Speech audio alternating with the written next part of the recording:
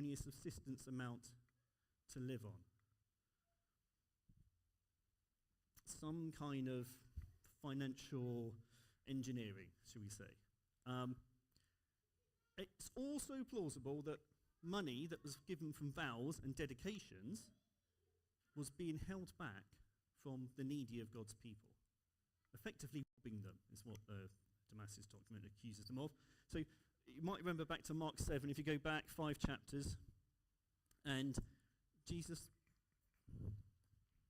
criticized the teachers of the law, so it's the same group of people, and the Pharisees, for their interpretation of the law as relates to something called korban.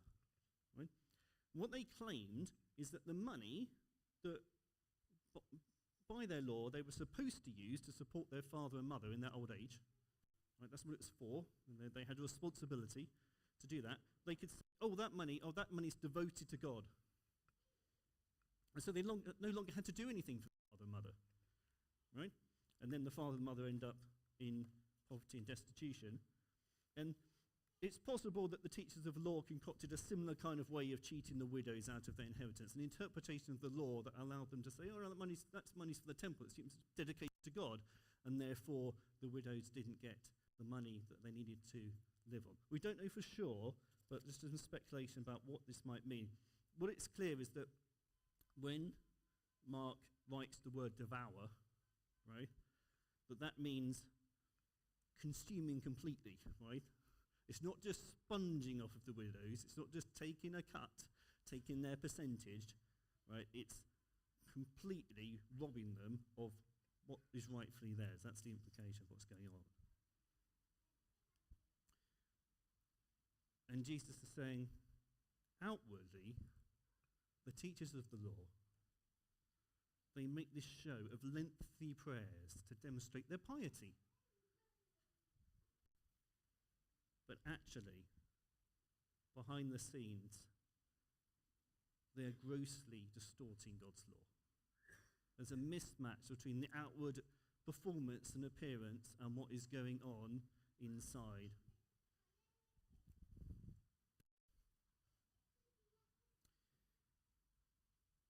So then, that passage is talking about widows in general, and then we have the example of one widow in particular. So Mark's setting up this contrast between the rich people and the widows. So let's see.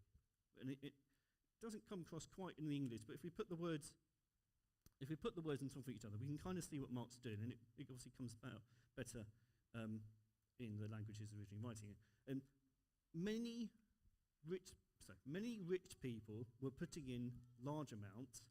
A poor widow put in 2 small coins. Right, so all the words are contrasted with one another, you see. He wants us to see there's the rich people on one side and there's this poor widow on the other side, and they're contrasted with each other. That's important. They all, out of their wealth, put in large amounts. She, out of her poverty, put in all that she had to live on. Mark wants us to see this contrast. Now, this verse 40, the previous verse to this, it's the last verse of Jesus' public teaching in Mark's Gospel. So this is the transition point between Jesus, he's in the temple, he's been publicly preaching some time, and then there's the events of the Passion and Jesus ultimately going and being crucified on a cross. So this is the transition point. And this account of the poor widow is a little bit out of place for that, if you think about it. It's a little bit out of place to put it here, because it would make much more sense to have a very clean break. You might between a clean break between Jesus' teaching and then the events that follow. Mark's put it here on purpose. Why has he put it here? Because he wants to make this contrast, and he wants us to see the connection between what Jesus said to the teachers of the law and the destruction of the temple that Jesus was going to foretell. So he wants us to see that. We'll come back to that later. But what's going on with the giving to the temple treasury? What actually happens, and what did that involve? Um, this is actually quite a good picture. I wrote down that I wrote this. I said the chests that the money's going into were probably something with a metal funnel, and then I went to grab these pictures, and there's exactly a picture of a chest with a metal funnel on. So that's kind of good. So at least I got it vaguely right. So in the temple, there are different courts. If you in the second temple, there are different courts. There's a court of the Gentiles, which anyone was allowed to go into, and then there was the court of women, which only the women both women and Jewish men were allowed into it, but it was only for Jewish people. So Gentiles weren't allowed into that particular court. And so in that court, there were these chests that had these funnels on the top. And there were, we think 12 of them lined up. 12, 13, I can't remember exactly now. There were a number of them lined up like that. And they used to collect different pots of money. So they used to collect temple dues and free will offerings and things like this. Right? And we used money that was in those was used to do various things. So it was used to maintain the temple buildings. A bit of masonry fell down, and pay to put it back up again. It was used to buy animals for sacrifices. So that was a huge amount of the money was used to buy animals. Continuous sacrifices all the time. They were burning animals all the time. So that was very expensive, and so a lot of the money was used to buy those animals for sacrifices. It was used to buy wood, because they had big fires for the animals, so the wood cost a lot and had to come in from lots of places. And it was used to support the priests who worked in the temple, and it was also used to support the poor, as we heard earlier. And then you can get even more specific. You could put some money into the particular chest that was for purchasing incense.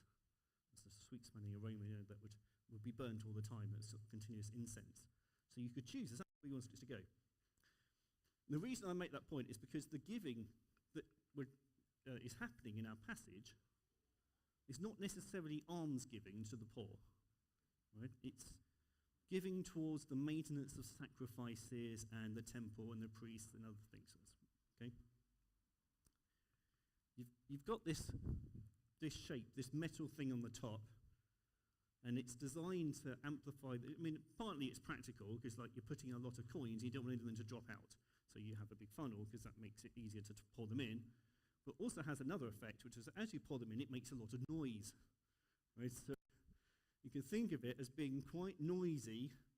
Those, I don't know if we still have them, but you get those just like a big plastic base, and there's a big dome, and you stick in like a 10p, whatever, and it rolls round and round and round and round and round, and it goes down the bottom.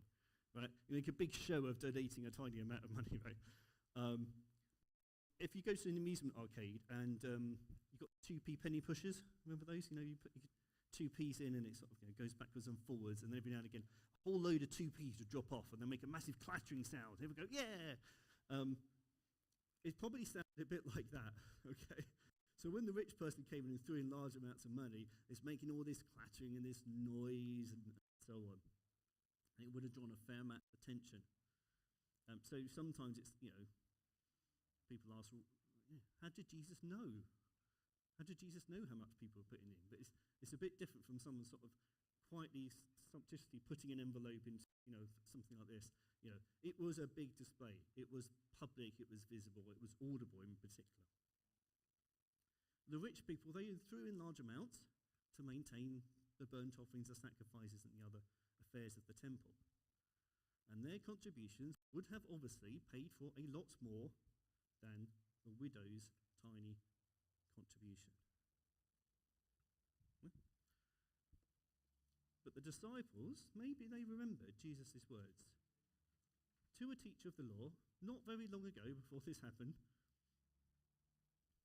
that to love God with all your heart and with all your understanding and with all your strength, and to love your neighbour as yourself, is more important than all burnt offerings and sacrifices. Jesus' lesson here is not for the widow. He doesn't call the widow over and say, well done, keep giving everything you've got to the temple. It was a lesson for the disciples and for us. That God looks at the inside and not at the outside.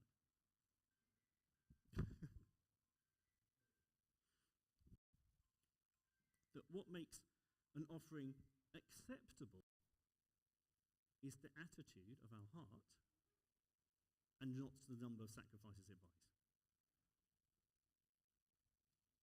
And the widow was commended by Jesus for giving sacrificially. It was a sacrifice. That meant that she may not have had bread to eat that evening, because that reflected a heart that was fully devoted to God. Whereas the rich people, given from their surplus, what they have left over, did not. Because it wasn't a sacrifice to them. And a sacrifice, an offering that isn't a sacrifice, isn't a sacrifice, right?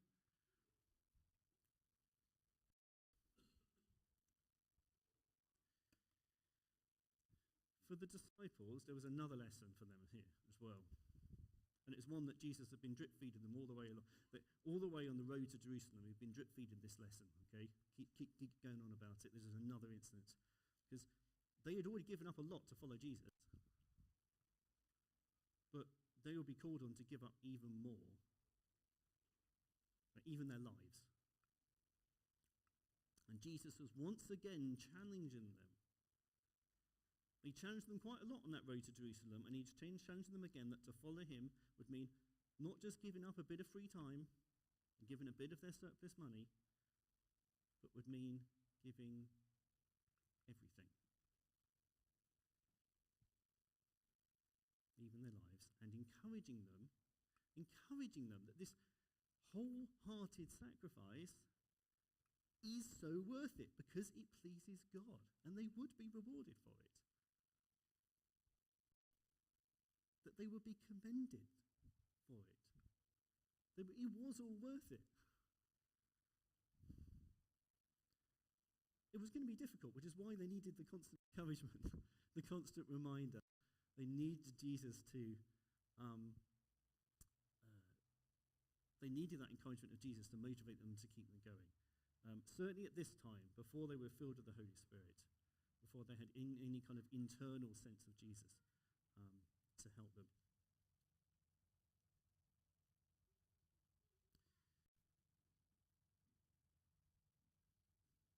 I talked about the contrast earlier. I talked about the contrast that Mark is setting up. And what he's trying to do is he sets that contrast up, really, I would say, between the rich men and the widow. What he's really setting up is that wider contrast as a indictment of the teachers of the law. So the teachers of the law, their responsibility was to teach the law. Their responsibility was to interpret the law and to help the people understand and tell them what the law meant, and so on. And part of that law in Deuteronomy 12 was this: at the end of every 3 years, bring all the tithes of that year's produce and store it in your towns, so that the Levites who have no allotment or inheritance of their own, and the foreigners, the fatherless, and the widows who live in your towns may come and eat and be satisfied, and so that the Lord God may bless you in all the work of your hands. And you can find similar expressions of this same principle of providing for those who can't provide for themselves in numerous places in the law. This widow, this destitute widow in the temple, she represents a kind of gross upside down, a gross perversion, right? Because rather than the tithes from the temple, what's in the chest, blessing the widow, right? The widow is putting all that she has to live on in the chest. You see, it's the wrong way around. The money in the temple treasury should be used to support the widow, but the teachers of the law had, for some reason, right, were abusing this process, and actually she was just had subsistence amount to live on, right?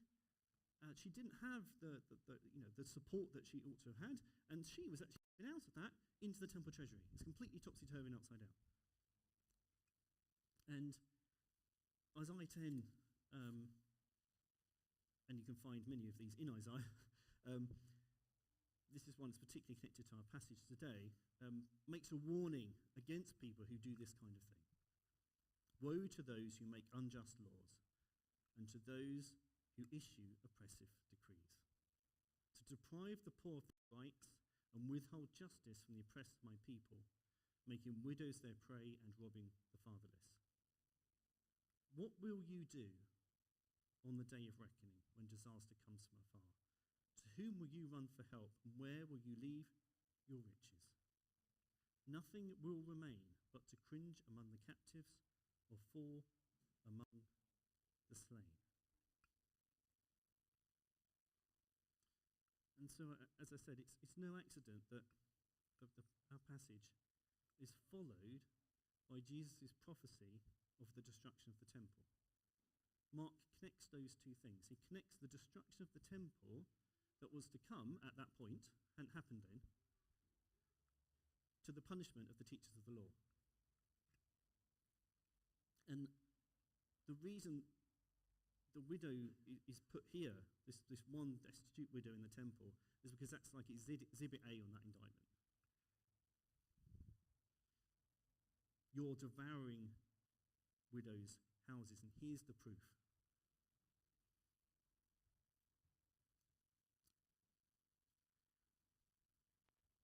And we should heed this warning. This is an important warning for us to hear.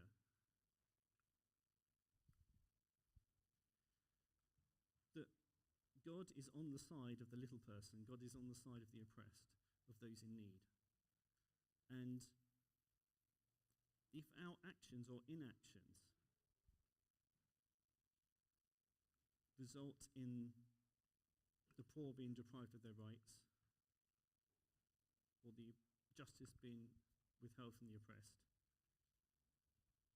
in people being robbed of what is rightfully theirs, there will be a day of reckoning for us.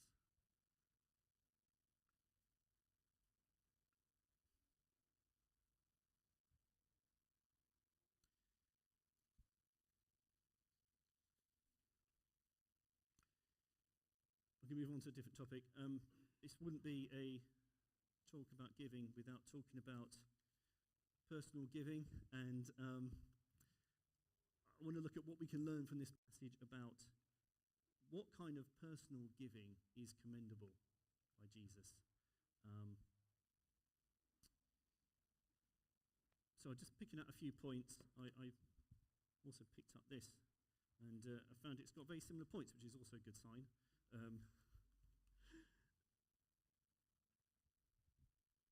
Four characteristics of commendable personal giving. I'd say, first of all, from the first fruits. When we give to a cause, when we give to something, when we're giving, in this case, the widow is given to the temple, when we give to God's mission and God's purposes. Commendable giving is from the first fruits. What does that mean? What is first fruits? Well, we don't live in a particularly agrarian society. I'm not a subsistence farmer. So first fruits means something different to me than it might have meant back then. First fruits means the first evidence of a blessing, the first evidence that something's coming in. It's the first fruits of the harvest. It's the first fruit on the tree. It's the first grain, here's a grain that come up. That's first fruits, right? And you see that the harvest is about to be ready, and you harvest a bit of it, and you give that first bit of it to the Lord. That's first fruits. And the importance is you give the first bit of it, because you don't know how much more there's going to be. You don't know how much more there's going to be. You give what is first, and you trust God in faith for the rest. So for the widow, it's about giving the first £1.50 without knowing where the next £1.50 will come from. Or even having any certainty, any worldly certainty, there'll be another £1.50. The widow gave all she had without knowing she would have something else coming in to live on. So that's what Jesus means by all she had to live on. Now, I don't think Jesus is commending reckless behaviour here. Because I think he is seeing the widow's faith. For God had promised multiple times in Judah's history that he would sustain the fatherless and the widow. So the widow's giving represents a trust in that promise. So the first fruits, it's an expression of thanks. It's an expression of our dependency on God. It's recognising that everything we have comes from God. It's a priority call. It's saying, I'll give first rather than last. And it's an expression of our faith. So that's number one from the first fruits. Number two, giving that is proportional and equitable. There's clearly in our passage a principle of proportionality. So the rich people and the widow, and the widow gives all she had, and Jesus says that's more. But clearly that's not talking about absolute terms, is it? It's clearly talking about proportionality, something else rather than just the absolute amount they put in. I would say this, when we're giving into a common cause, when you are giving into a common cause, when I am giving into a common cause, whatever that might be, don't hold back so that others take an unfair share of the burden. Right? And I have to say, it's nearly always the people who've got a lot who need to hear this. So if you have a lot, give a lot. Don't make those who have less make up the shortfall.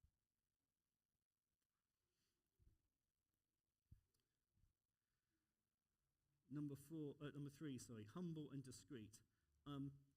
If you look at the wider passage, you see the teachers of the law, they want to be seen. They want to have the most important seats. They want to have the places of honour. And when you do that, your motives get very corrupted. When you do things to be seen, when you do things in public so that other people will notice you, your motives are very corrupted. When you stand on the street making lengthy prayers, are you doing that because of your piety, and are you doing that because you want to speak to God, or are you doing that so that other people go, oh yeah, that Chris makes lengthy prayers on the street, doesn't he? He must be very pious. What is the motive behind that? When you are going to the temple and you're tipping in your bag of gold and then it's making loads of noise and everyone's looking at you saying, wow, what's the motive behind that? Is it because you want to generously, liberally give to God? Or is it because you want other people to see you and think that you've made it, you're Mr. Big? Humble and discreet giving is commended by Jesus. We know this from Matthew 6, it's very well known. Be careful not to practice your righteousness in front of others to be seen by them. Very blunt, on the nose. If you do, you will have no reward from your Father in heaven, even more on the nose. Right? So when you give to the needy, do not announce it with trumpets or funnels or whatever, as the hypocrites do in the synagogues and on the streets to be honoured by others. Truly I tell you, they've received their reward in full. But when you give to the needy, do not let your left hand know what your right hand is doing, so that giving may be in secret. And then your Father who sees what is done in secret will reward you. I'm just going to say, I don't think this means absolute anonymity is required. I think because this is pointing to a wider principle of humility and discretion. Okay, so I'm going to talk in a minute about gift aid forms. I don't mean, for example, it means you mustn't fill in one of these because that would make you non-anonymous. I think the principle here is one of humility and discretion and not doing your giving before other people. Finally, willing and generous. Sorry. Jesus obviously commended the widow's giving, which was sacrificial, but again, a wider principle is the one of heart attitude. So Jesus is commending generous, lavish, devotional giving. That's not compatible with giving out of duty or out of compunction. Those two things are mutually exclusive. You can give a lot, but if you're giving out of compunction, if you're giving reluctantly, if you're giving out of duty, it doesn't matter. That's not generous giving. I suppose so, that's not generous giving. Those two things are not compatible. but commendable giving is generous and lavish. And Paul writes this to the Corinthians. It says, "For if the willingness is there, the gift is acceptable according to what one has, not according to what one does not have." It's all about the willingness.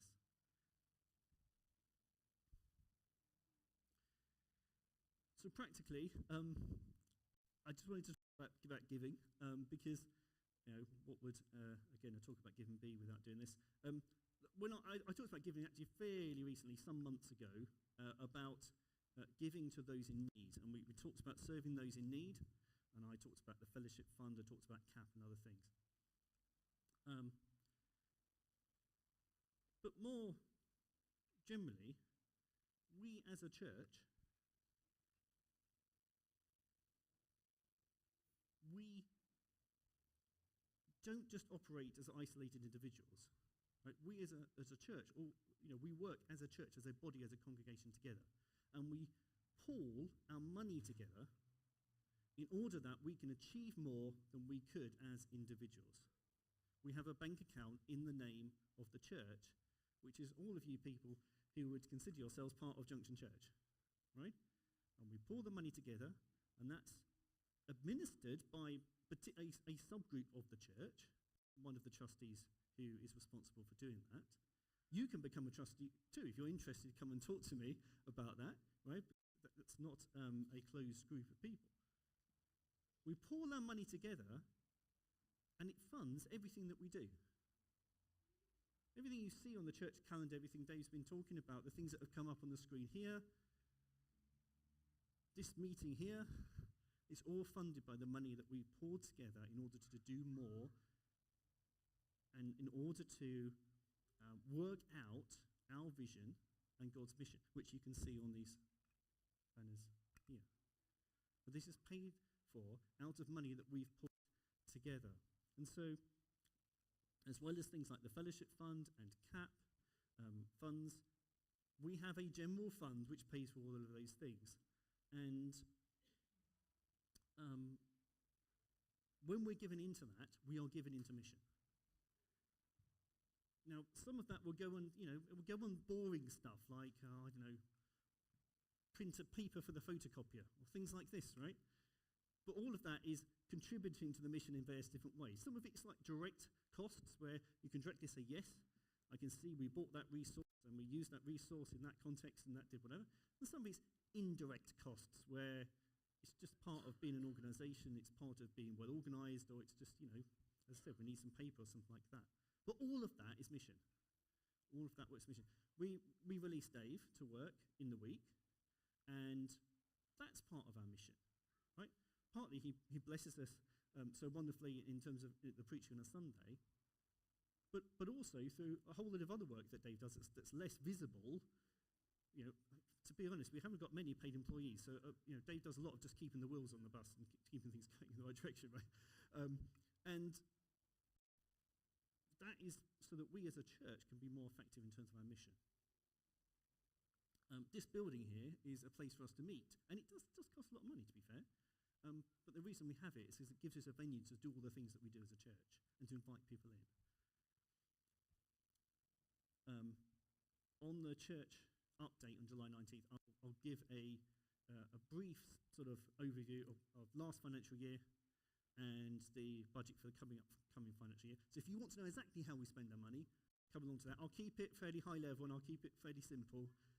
If you really like getting into all the management accounts and the details, you can come and get those from me as well. Right? I'm happy to go through all of the details. I don't see, I can see no one nodding their heads, but it's not. We don't keep that, right? That's not the only reason we don't present that. It's because it confuses everyone, not because it's a secret. Just to be clear, right? It's we want to be transparent about how we spend our money because it's your money, it's my money, it's our money together that we are spending and using to further the vision of the church because we're on a mission for God. So one thing I do want to say on that is a couple of things. First of all, if you want to give into the church and you don't know how to, you'll find one of these booklets in a chair near you with details of how to do that. There's a giving box at the back. You can just put something in there as well. That's a very simple way. But the thing I really wanted to talk about was this, because I asked Dave, in fact, to send an email about this some time ago, and I really wanted to just bring it up on a Sunday morning. It's gift aid declaration. I know lots of you are already generously giving to our life here and work as a church together. I know some of you are giving and pay income tax and have not filled in one of these. This is a gift aid declaration that lets us claim the income tax you've made in your donation back from the government. It's free money for us, and for you, all you have to do is fill in these boxes and then put it in that box over there. So really simple, free money for the church. And I really want to make a plea, because I know there's probably at least a couple of households in this church who haven't filled one of these in that probably you could, and we could get some free money that would help us from the government, that would help us in our mission. So please do have a look at one of those. You can find them in the leaflet stand at the back over there. Sorry, that was all the practical stuff, but I just wanted to plug that. As I said, church update, give more information. You're always happy for you to come talk to me about these things as well. Okay. But just to conclude and come back to what we've been looking at this morning. Those who have power and money have a responsibility before God to protect those who don't. It's a sad fact that might even be controversial or unknown. I think it's an inescapable reading of Scripture. I know some people may try to make God's word say something differently, and I would say that those people are doing so to justify their greed. I think before God, those who have power and money have a responsibility to protect those who don't. Jesus invites us to follow him. He invites us to follow him. We've been looking at what does it mean to follow Jesus. He invites us to follow him. But that involves dying to our old selves and killing our selfish impulses. I have selfish impulses that I have to die to daily, sometimes with more success than others. But I have to kill those selfish impulses. And it involves living a life of radical generosity towards God and towards other people. To follow Jesus is to live a life of radical generosity towards God and towards other people. And we should heed Jesus' warnings for those who won't.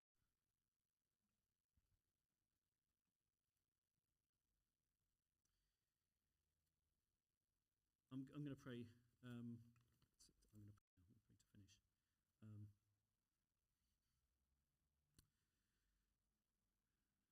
Father, I thank you that you do look out for the vulnerable. I thank you that time and time again through the prophets you've impressed upon your people the need to care for the vulnerable, and how that is something that you look very closely at. It's a barometer of the health of your people. I thank you that you don't allow injustice to go unpunished. That you are a God of justice, and there will be a day of reckoning for all. But Father, we want to bring justice now. We want to use what we have to protect those who don't have. And Father, I pray, please, each and every one of us, please speak to us now about what you are saying to us, about what you want us to do, the things that you may want us to start doing, or the things you may want us to stop doing.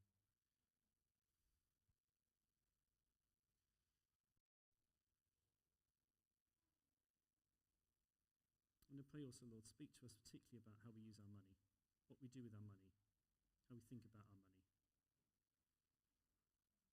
Help that to be in line with your word and what you said. The things you taught, Jesus. You taught so much about money. Help us to hear your message this morning. Amen.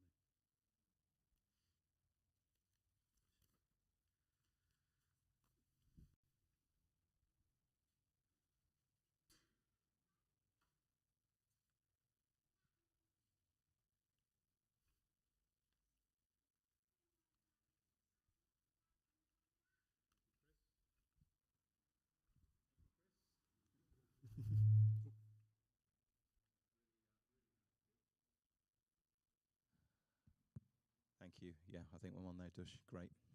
Great. Really, really helpful. And I think we've finished before 12. Gives us a few minutes just to think practically on the back of that. So one clear practical application is if you are paying income tax and have not yet filled out a gift aid form, you have plenty of time to do that right now before you leave. We would love to, love to be able to recoup that from there. And then I think for all of us, just I felt just that whole principle of God's heart for the poor.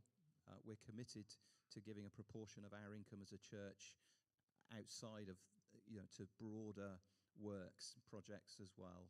That includes CAP, it includes other things as well. And let's just continue really to ensure that we are, catching and extending God's heart to the poor. Chris talked about the temple destruction, which was a serious event that happened. Being tied to that. Jesus speaks in Revelation about local churches needing to continue to remain in line with his will and heart. Otherwise, he'll remove the candlestick. So let's not think, we're a New Testament church, the temple's destroyed, but, we're immune to God's action towards us in that sense. Let's continue to keep a very soft heart towards those who are less fortunate than ourselves and disadvantaged. And let's continue to express that through our commitment as a church to care for the poor, to support the great work that things like CAP and others in our town, the Basics Bank is another thing that we give into. Let's continue to keep this central. It's part of our fourfold mission, serving those in need. But let's reflect personally as well on those points that Chris put up. Is our giving, is it proportional? Is it with a willing heart? Is it generous? I don't remember what the other one was. Sorry? From the first fruit. Yeah, from the first fruit. So this isn't something that we give what's left over at the end of the month. This is we give out of the first fruits and we trust God to take care of us during the month to come. Do you understand? Let's do that. So bless you. We'll be back in the lounge at 6:30 for an extended time of worship. And like I said, just waiting on God. We will let you know on Thursday the details of what's happening for our church day out. If you'd like to join us, then do sign up. There's a sign-up sheet on the bar at the back. And also men's breakfast a week Saturday as well. Next Sunday we will not be here.